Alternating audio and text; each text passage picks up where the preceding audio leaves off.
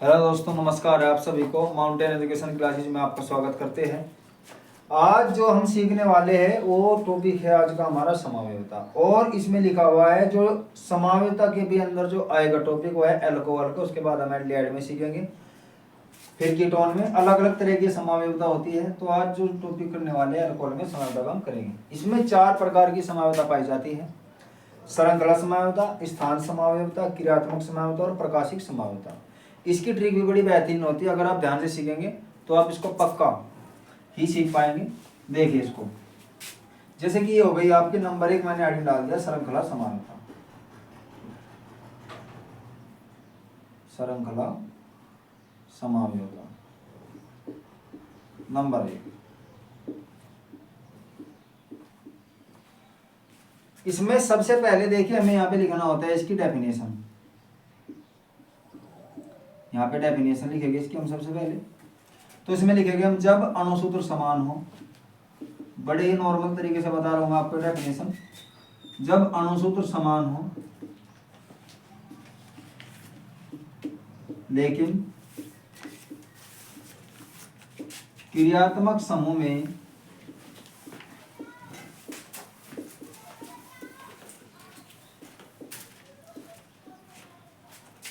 परिवर्तन किए बिना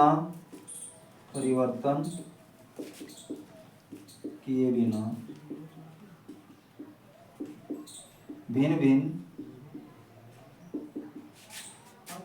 श्रृंखला प्राप्त होती है,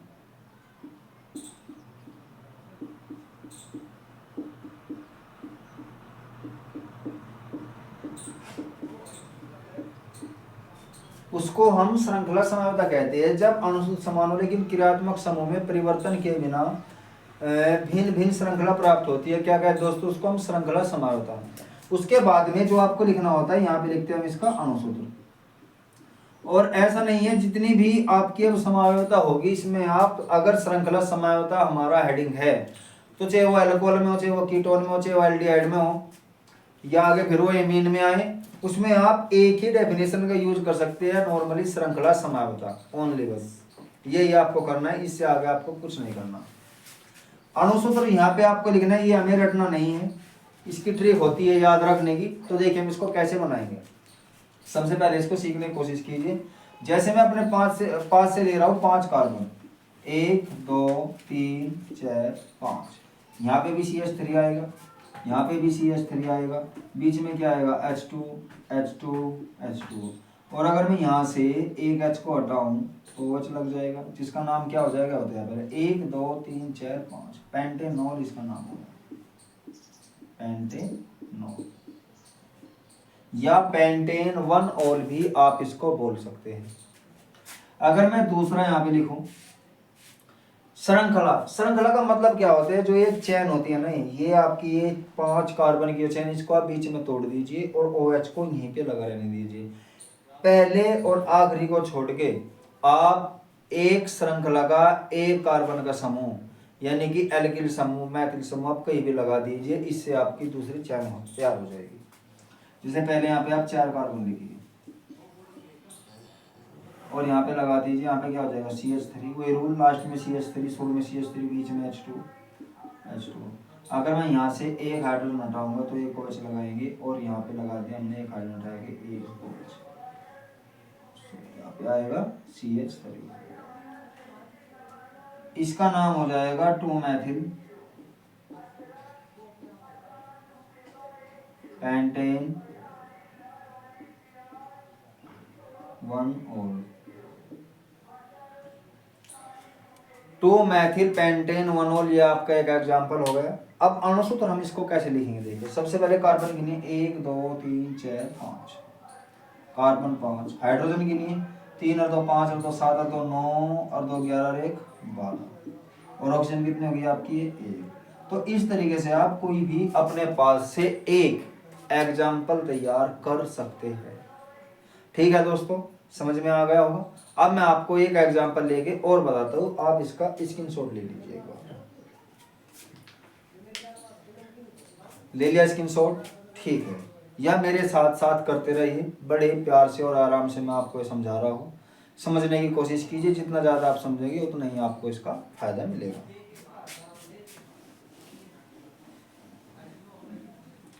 अब की बार मैंने 7 कार्बन लिए, 1 2 3 4, 4 हो गए, 5 6 7, और वही सबसे लास्ट में CH3 यहाँ पे मेरे साथ साथ करिए, H2 H2 H2 H2 H2, और एक हाइड्रोजन हटा के यहाँ पे लगा दीजिए OH। उसका क्या नाम हो जाएगा दोस्तों? हेप्टेन 1 इसका नाम हो जाएगा,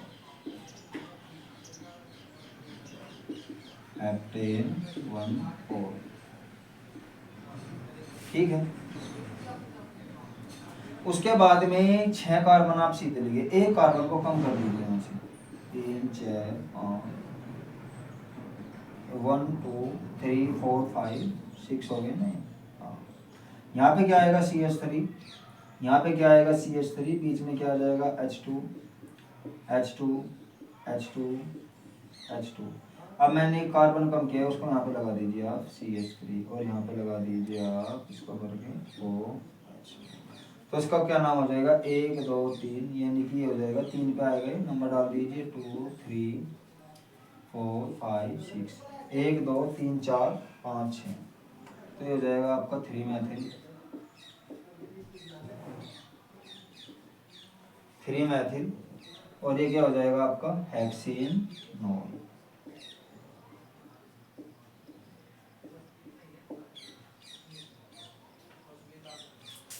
ठीक है दोस्तों, उम्मीद है आपको क्लियर हो गई होगी समानता। अब हम दूसरी समानता की ओर बढ़ते हैं।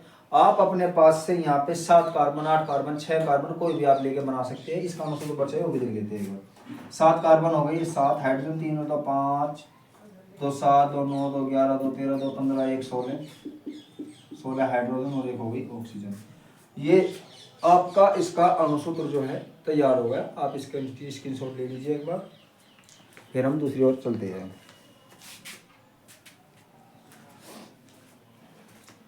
क्लियर है भाई दोस्तों? ओके। श्रृंखला समानता हमारी कंप्लीट, इसने मैंने यहाँ से भी इसको मिटो दिया भाई। अब हम दूसरी इसकी ओर चलते हैं, जो कि है हमारी स्थान समानता। स्थान समानता में क्या होता है? स्थान समानता में क्रियात्मक समूह का स्थान चेंज हो जाता है, बस बाकी सेम रहता है, समावयवता।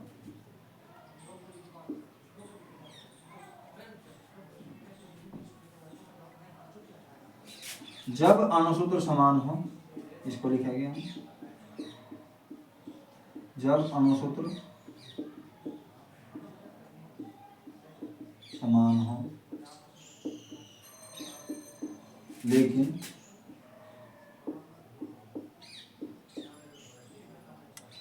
क्रियात्मक समूह में, लेकिन क्रियात्मक समूह की स्थिति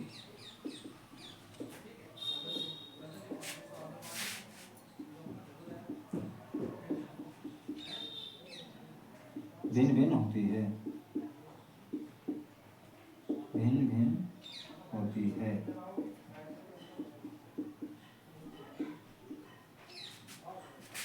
तो अगर मैं यहाँ पे सब फिर क्या लिखते हैं? अणुसूत्र,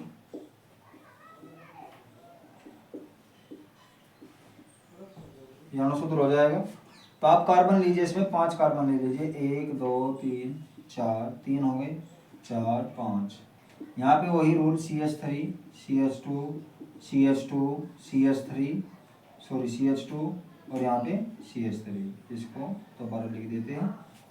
यहाँ पे हमने क्या किया, एक देखो ये तो लाइन नॉर्मल होनी है, इसमें तो आपको लिखना ही पड़ेगा ये वाला, तो यहाँ पे इसमें आपका कभी भी कोई भी चेंज नहीं करना, आपको ये सेम लिखना है, आपको याद रखनी होगी ये बात। तो ये क्या हो जाएगा? 1 2 3 4 5, पेंटेनॉल, 4 हो गए, 5 5 है भाई, तो पेंटेनॉल हो गया आपका, वही पहले वाला, ये तो आपको लाइन याद ही होगी। उसके बाद में OH, अब की बार OH आप दूसरी साइड में कहीं भी जोड़ दीजिए, क्योंकि स्थान समान है, इसमें OH का स्थान जो है बदल जाएगा, चेंज हो जाएगा। तो ये 4 कार्बन आप सेम एज लिखिए, यहाँ पे CH3 H2 5 sorry CH3 2 2 CH3, 2 hydrogen कम करें, यहाँ तो CH3 लेने लीजिए आप, यहाँ से यहाँ लगा लीजिए, यहाँ लगा लीजिए, यहाँ लगा लीजिए, आप कहीं भी OH को लगा सकते हैं। हमें तो बस स्थान चेंज करना है, तो मैंने बीच में लगा लिया। तो उसका क्या नाम हो जाएगा आपका, पेंटेन 2 होल हो जाएगा, 3 होल हो जाएगा, 1 2 3 4 5। जिस साइड से भी यहाँ पे नंबर डालोगे तो जो नज़दीक होते हैं उसी की पोजीशन हमें यहाँ पे काउंट करनी होती है। क्लियर है? देखिए भैया इसका नाम ये हो जाएगा पेंटेन 3 होल, पेंटेन 3 होल। तो क्लियर है दोस्तों ये। अब इसका अणुसूत्र, कार्बन कितने इसमें हो गए, 5, हाइड्रोजन 3 2 5 2 7 2 9 2 11 1 12, वही है भाई, पहले वाले हाइड्रोजन होंगे और ये ऑक्सीजन हो गए यहाँ पे। तो हमने ये लेके बनाया है 5 कार्बन। अब आप इसको मेरे साथ 6 कार्बन या 7 कार्बन लेके बना के देखना, और जो भी प्रॉब्लम हो आप बता सकते हैं, उसको आपको जो प्रॉब्लम है वो दूर करने की हम पूरी कोशिश करेंगे। ठीक है, इसका स्क्रीनशॉट ले लीजिए एक बार, या नोट कर लियो तो बड़ी अच्छी बात है। फायदे से नहीं है क्या, मेरे साथ साथ इसको सीखे, जहाँ गलती हो आपको तुरंत पता चलेगा। बहुत ही प्यार से हम इसको करवा रहे हैं, धीरे धीरे सीखने की इसको कोशिश कीजिए।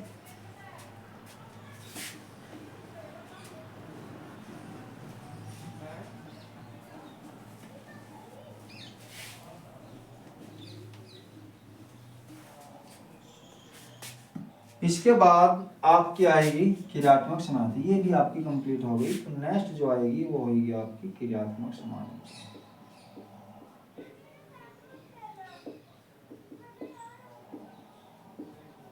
क्रियात्मक समाधि जब अणुसूत्र समान हो,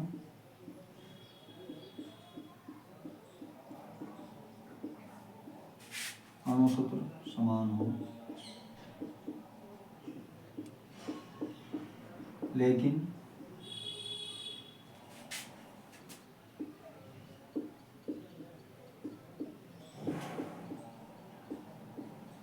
क्रियात्मक समूह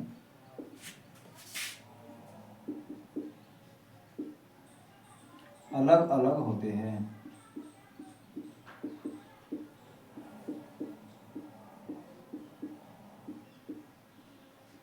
लेकिन क्या होते हैं, जब अणु समान हो लेकिन क्रियात्मक समूह क्या होते हैं, अलग अलग होते हैं, तो उसको हम क्या कहते हैं, क्रियात्मक समावता कहते हैं। देखिए कैसे, जैसे यहाँ पे मैंने ले लिया वही 4 कार्बन वाला ले लीजिए आप,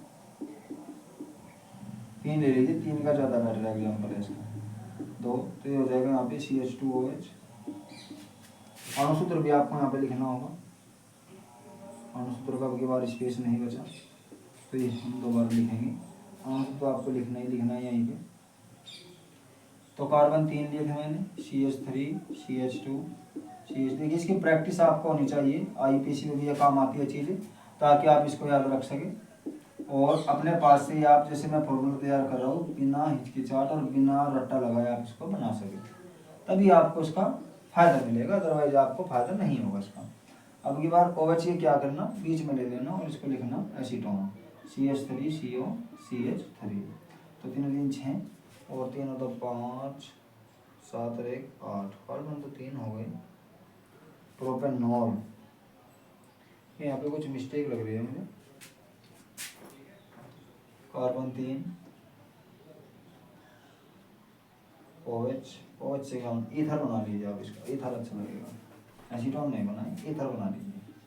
तो ये हो जाएगा आपका CH3, बीच में हो ये हो जाएगा आपका CH2 और ये हो जाएगा आपका CH3। 3 और 2 5 5 और 3 8, 3 और 5 7 1 8, ये बिल्कुल ठीक है। तो ये हो जाएगा आपका एथिल मैथिल ईथर, आप जानते होगे इसका नाम, एथिल मैथिल, ये आपका प्रोपेनॉल दोस्तों ही गया। तो उम्मीद करता हूँ कि आपका एग्जाम्पल समझ में आएगा। इसके अलावा भी आप बहुत सारे एग्जाम्पल लेके बना सकते हैं, जैसे कि अब की बार हमने 3 लिए हैं, अणुसूत्र रह जाता है हमारा बार बार। तो कार्बन कितने इसमें, 3, हाइड्रोजन 3 और 2 5 और 2 7 और 1 8, ऑक्सीजन कितने, 1। ठीक है ना, ये आपका अणुसूत्र इसका तैयार होगा। अणुसूत्र का मतलब होता है जो हमने ऊपर यूज किया, जितने कार्बन हाइड्रोजन उतने ही हमें नीचे भी करने होते हैं, हाइड्रोजन और कार्बन बराबर मात्रा में। ठीक है दोस्तों, क्लियर है? ओके, आगे बढ़िए हम आगे। न्यू एग्जाम्पल, अगर हम न्यू एग्जाम्पल की आपके सामने बात करें तो देखिए न्यू एग्जाम्पल में होगा क्या, 5 कार्बन ले लीजिए। देखिए फॉर्मूला मैं आपके बार लिख देता हूँ और मुझे यकीन है कि यही फॉर्मूला बनेगा।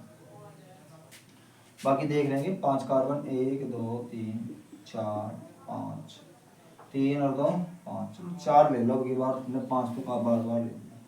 C4H10, देखिए इसका डबल करके यहाँ पे लिख दीजिए, इसका फॉर्मूला तैयार हो जाएगा बाद में ऑक्सीजन। 1 2 3 4, ये CH3 CH2 CH2, यहाँ पे CH3 आएगा लेकिन OH लगने के बाद में हट जाएगा तो इसका नाम हो जाएगा ब्यूटेनॉल। क्या हो जाएगा दोस्तों, ये ब्यूटेनॉल। और एक और इसके साथ में अगर मैं लेने की कोशिश करूँ तो CH3 CH2, बीच में ऑक्सीजन CH2 CH3, तो ये हो जाएगा आपका डाई एथिल ईथर। क्या हो जाएगा, ये डाई एथिल ईथर जो है ये आपका हो जाएगा। ये 2 एग्जाम्पल मैंने आपको बताई है। इसके बाद आप अपने पास से 5 कार्बन ले लीजिए, 6 ले लीजिए, 7 ले लीजिए, जैसा आपको सूटेबल लगा आप ले सकते हैं इसको। 4 कार्बन गए, 3 कार्बन लेके मैंने इसका फॉर्मूला बनाया। अब आपकी ये लास्ट समावता रह गई है जो कि आपकी प्रकाशिक समावता। इसका स्क्रीनशॉट ले लीजिए एक बार, या नोट कर लो तो अच्छी बात है, जल्दी लिखिए।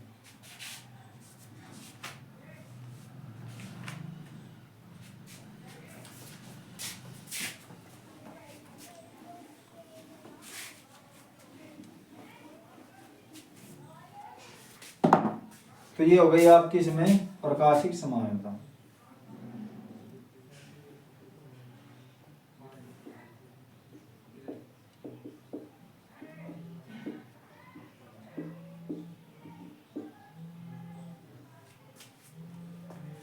इसकी डेफिनेशन आप कर सकते हैं प्यार से। इसको हम बड़े ही अच्छे तरीके से हमें इसको करना होगा, ये मैं आपको बता दूंगा जैसे भी आपको ये करनी है।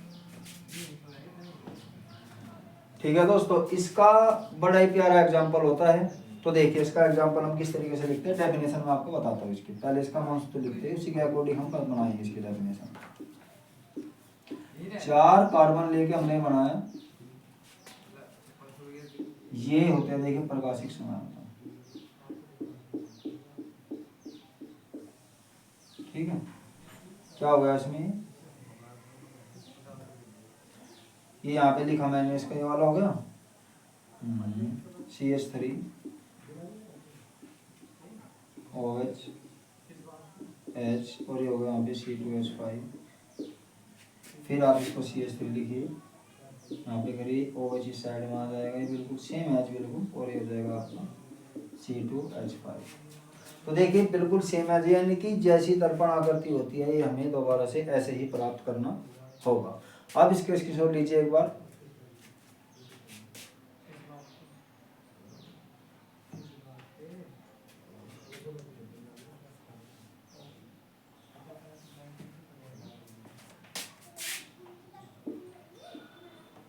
जब अणुशुद्ध समानों की डेफिनेशन में लिख रहा हूँ मैं, इसी डेफिनेशन इसकी बड़ी ही अटपटी सी होती है, ये आपको याद रखने में डिफिकल्टी होगी।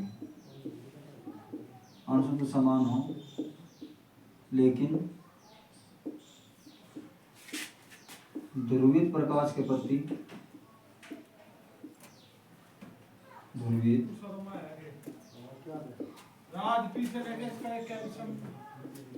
ध्रुवित प्रकाश के प्रति अपना व्यवहार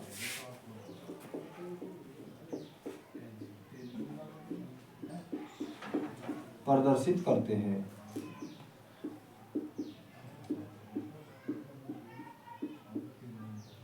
तो ये होती है लगभग हमारी, इसमें असमित कार्बन का यूज होता है।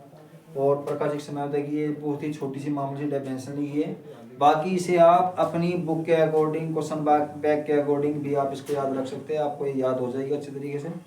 ठीक है दोस्तों, मिलते हैं आपसे नेक्स्ट क्लास में। ये हमारी आज का जो समानता का टॉपिक है वो आपका क्लियर हो जाना चाहिए आज। ओके, जय हिंद, थैंक यू।